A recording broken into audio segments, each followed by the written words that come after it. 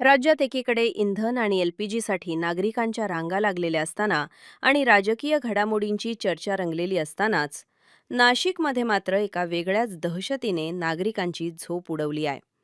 सातपूरजवळील ध्रुवनगर आणि संत तुकाराम गार्डन परिसरात शनिवारी सकाळी एका बिबट्याने चक्क भरवस्तीत एंट्री केल्याने संपूर्ण शहरात खळबळ माजली. सकाळी 10च्या सुमारास ध्रुवनगर परिसरातील एका बांधकाम सुरू असलेल्या रो हाऊसमध्ये कामगारांना हा बिबट्या निवांत बसलेल्या अवस्थेत दिसला. बिबट्याला पाहताच कामगारांची पाचावर धरण बसली. आरडाओरड झाल्यामुळे बिबट्याने तेथून धूम ठोकली आणि जवळच असलेल्या झाडाझुडपांचा आसरा घेतला. नागरी वस्तीत बिबट्या शिरल्याची बातमी वाऱ्यासारखी पसरली आणि परिसरात भीतीचे वातावरण निर्माण झाले. या घटनेची माहिती मिळताच नगरसेवक अमोल पाटील यांनी तातडीने वन विभागाला पाचारण केले. आज आपल्या परिसरात बिबट्या आलेला आहे, काय माहिती? छत्रपती शिवाजीनगर या ठिकाणी सकाळी 10 वाजेपासून बिबट्या वावरत आहे. या ठिकाणचे अनेक नागरिकांचे मला सकाळी फोन झाले. त्या ठिकाणी या परिक्षेत्राचे आरएफओ सुमित निर्मळ साहेबांची फोनवरती चर्चा करून त्या ठिकाणी फॉरेस्ट डिपार्टमेंटचे अधिकारी कर्मचारी आणि रेस्क्यू टीम एनजीओच्या त्या पद्धतीने पोलीस प्रशासन सकाळी 10 वाजेपासून या ठिकाणी त्या बिबट्याला त्या ठिकाणी पकडण्यासाठी जेरबंद करण्यासाठी सर्च ऑपरेशन राबवत आहे. परंतु नागरिकांच्या मनामध्ये अतिशय मोठ्या प्रमाणात भयभीत असं वातावरण निर्माण झालेलं आहे. परंतु आमचा हा जो भाग आहे या छत्रपती शिवाजीनगरमध्ये एक फॉरेस्ट आहे, फाशी डोंगर, त्यानंतर वासळी, गंगावरी, सावरगाव ठिकाणी फॉरेस्ट आहे.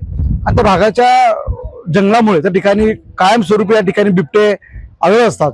माझी फॉरेस्ट डिपार्टमेंट एक विनंती आहे, आपण कायमस्वरूपी यासाठी तोडगा काढावा, जेणेकरून नागरिकांमध्ये हे कामगार वस्ती असल्या कारणामुळे या ठिकाणी अनेक शेतकरी कामगार या ठिकाणी राहतात आणि त्या ठिकाणी त्यांच्या सुरक्षेसाठी आपण काही याच्यामध्ये उपाययोजना करावी, या ठिकाणी मी फॉरेस्ट डिपार्टमेंटला विनंती करेन. वन विभागाचे वरिष्ठ अधिकारी आणि कर्मचारी जाळी, पिंजरा आणि रेस्क्यू किटसह घटनास्थळी दाखल झाले. बिबट्या नेमका कुठे लपला आहे याचा शोध घेण्यासाठी तब्बल 3 तास सर्च ऑपरेशन राबवण्यात आले. हा थरार पाहण्यासाठी नागरिकांनी मोठी गर्दी केली होती, ज्याला पांगवण्यासाठी गंगापूर पोलिसांनी कडेकोट बंदोबस्त तैनात केला होता. दरम्यान एका रो हाऊसच्या मागील बाजूला असलेल्या डकमध्ये बिबट्या लपलेला आढळून आला. वन विभागाच्या पथकाने अत्यंत शिताफीने बिबट्याला बेशुद्धीचे इंजेक्शन देत सुरक्षितपणे जेरबंद केले. दरम्यान वन विभागाच्या या कारवाईबाबत अधिकाऱ्यांनी माहिती दिली. याचबरोबर नगरसेवक दिनकर पाटील यांनी वन विभागाचे आभार मानले. कशापासून चाललं हे? सकाळपासून जेव्हापासून आमच्या विभागाला कळालं, तात्काळ घटनास्थळी आमची जी काही रेस्क्यू टीम आहे ती सर्व दाखल झाली. वन विभागाला पोलीस प्रशासनाची चांगली मदत केली. एक ठिकाणी तो दडून बसला होता. प्रथम आम्ही JCBच्या साहाय्याने त्याला बाहेर काढलं आणि त्यानंतर त्या रोडच्या बॅक साईडला तो वॉशिंग एरिया आहे त्याच्या लॉफ्टवर तो होता आणि त्याला ट्रँक्युलाइज करून सुरक्षितरित्या ताब्यात घेतलेली. किती वय असावं त्या बिबट्याचं? आणि बिबट्याचं वय 1 वर्ष जास्त. तो काही जखमी होता असं होतं का? आता ते सर्व ज्या वेळेला त्याची वैद्यकीय तपासणी होईल त्यात ते निष्पन्न होईल. किती तास साधारणतः हे रेस्क्यू चाललं? तरी आता 3.5-4 तास चालले. आपल्यासोबत इथले लोकप्रतिनिधी, यांना काय कधी किती वेळ रेस्क्यू चाललं हे? अतिशय भीती निर्माण झाली होती. याच्या अगोदर अनेक वेळा बिबटे निघाले, परंतु खैरनार साहेब आणि ही सर्व पोलीस डिपार्टमेंट आणि ही सर्व अधिकाऱ्यांनी खूप चांगलं नेहमी सहकार्य करतात. आज पण त्यांनी पूर्ण वेळ देऊन आज या ठिकाणी पोलीस प्रशासन असेल, वन विभाग असेल, फॉरेस्टचे सगळं अधिकारी असतील, या सगळ्यांनी आज खूप चांगलं सकाळपासून अमोल पाटील यांनी खूप चांगलं नियोजन करून या ठिकाणी बिबट्याला धरल्यामुळे आज आम्हाला इथं शांतता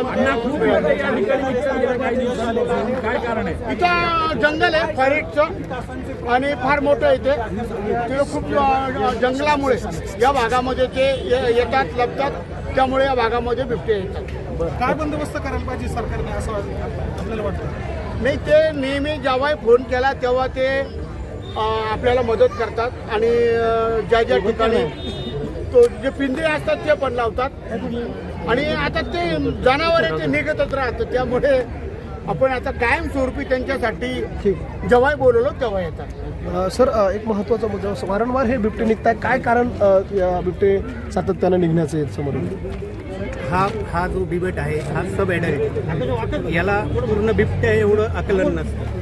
तो एखाद्या म्हणजे श्वान किंवा असं कुत्र्याच्या मागे वगैरे रात्री तो प्रवास करत शहरात त्यांनी प्रवेश केलेला असेल आणि त्यानंतर ज्यावेळेला इथं जनतेने बघितलं, पब्लिकने बघितलं, तो गोंधळून गेला आणि लपून बसला.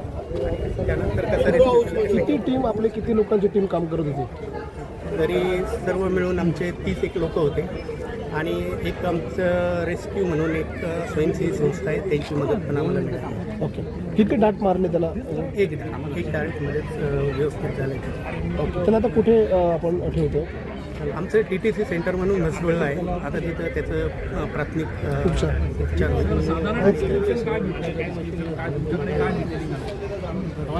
डिटेलिंग म्हणजे सातपूर आणि ध्रुवनगर सारख्या गजबजलेल्या भागात बिबट्या आल्याने वन व्यवस्थापन आणि वन्यजीव सुरक्षिततेचा प्रश्न पुन्हा ऐरणीवर आला आहे. बिबट्या जेरबंद झाला असला तरी परिसरात अजूनही भीती कायम आहे, अशा भावना स्थानिक रहिवाशांनी व्यक्त केल्या. या यशस्वी कारवाईनंतर नगरसेवक दिनकर पाटील आणि वन अधिकाऱ्यांनी परिस्थितीची पाहणी करून नागरिकांना सतर्क राहण्याचे आवाहन केले आहे.